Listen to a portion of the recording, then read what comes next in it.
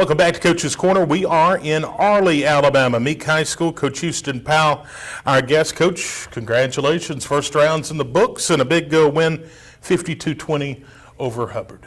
Absolutely. Yep, we're excited. That was big for our program, our community. So we're looking forward to round two.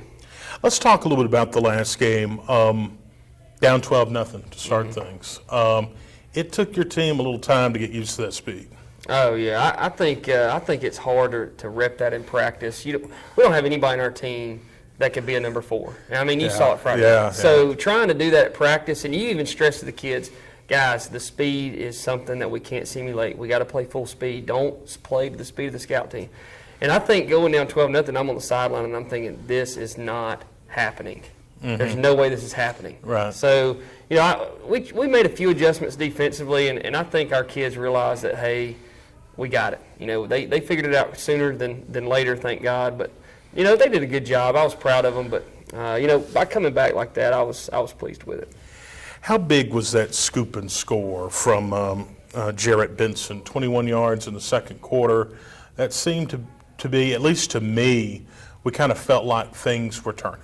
Yeah, I think when that happened, you see the quarterback fumble the ball, and he sees these white jerseys coming, and he just kind of stood there, and we scoop it up and we score. And I think for us, when our players saw that, it was like, oh man, blood in the water. I mean, this is it, you know. So, and I think to their team, because 4 was their guy, and I think when they saw 4 do that, they were just like, well, man, he's packed it up. And I think at that point, we just completely dominated the football game, and that was great for our players, and it was huge. It was a huge momentum swing. Got us back in the game.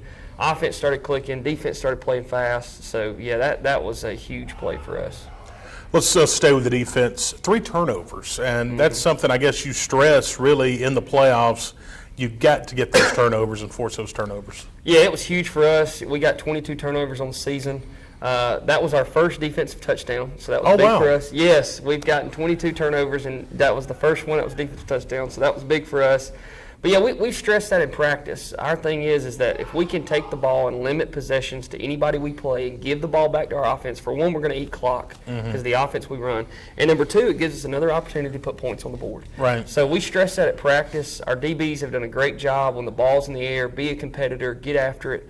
And our defense does a good job of just swarming to the ball because you never know what's going to happen. When that ball goes on the ground, the more guys we have around it, the more opportunity we have to get on it.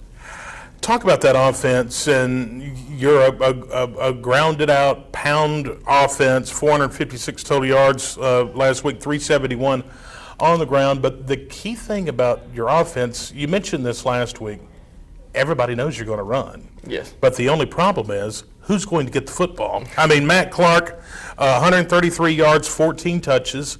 He was our player of the week. Ethan Grace, 13 carries, 103 yards and a touchdown. Blake Miller, 16 carries, 72 yards, 3 touchdowns. The ball distribution, you just never know where you're going to be coming from. Yep, and it's a great problem to have.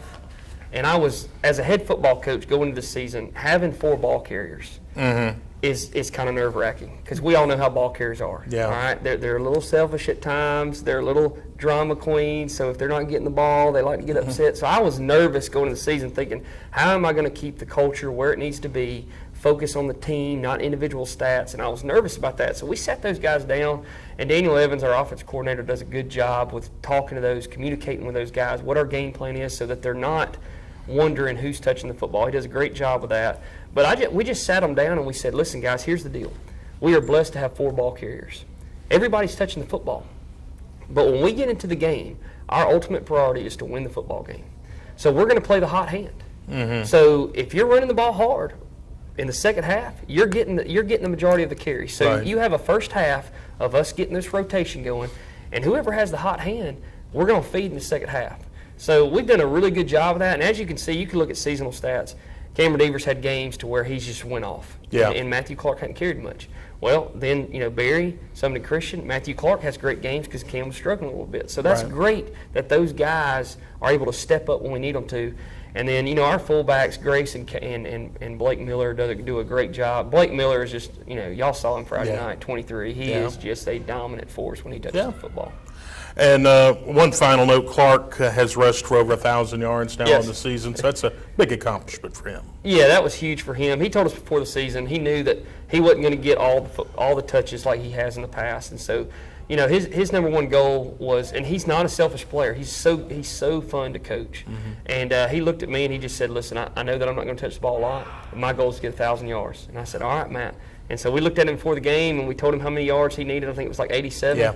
And so he had over 100, so that was great opportunity for him, and I'm proud for him.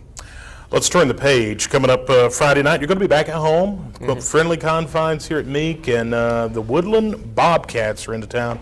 4-7 on the season. Don't let the record fool you, though. They went on the road in the opening round. They defeated Cedar Bluff 28-20, and they're a team that can slip up and beat just about anyone. No, there's no doubt.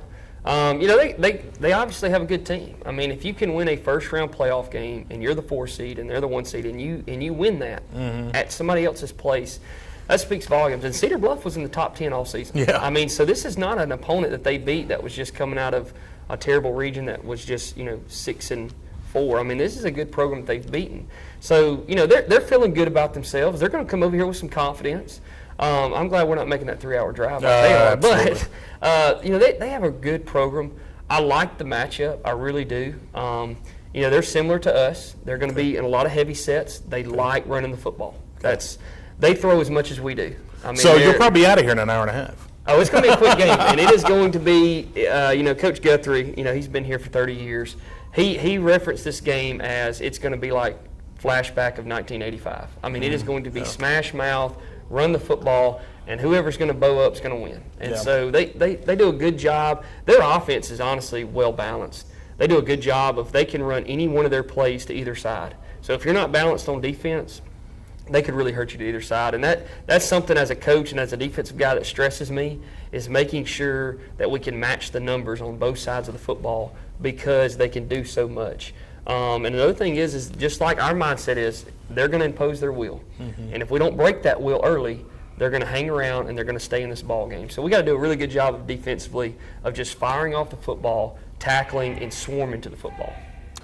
So it is Woodland, the Bobcats into town for a 7 o'clock kickoff, second round of the state playoffs here in Arley against Meek. Coach, anything else before we wrap up? I just want to say our community's great. I love our community. They're excited. I'm proud for everything that they've done for us and these kids. I love every one of these players. It's been a great year. I'm looking forward to Friday night, and we're going to take this thing several more rounds. We're excited about Friday. We hope to see everybody there at 7 o'clock. The pride of Winston County, the Meek Tigers, Coach Houston Powell, our guest on Coach's Corner. Your story starts at Bevel State Community College. Whether you are just starting out or starting over, Bevel State has an opportunity that is right for you. With 5 locations serving 7 counties, you don't have to go far to start your own success story. Plus, with tuition lower than 4-year colleges, you won't need to spend more for a great education. Visit us online at bscc.edu to learn about your options for seamless academic transfer and high-demand career tech and health science offerings. Let us help you tell your story.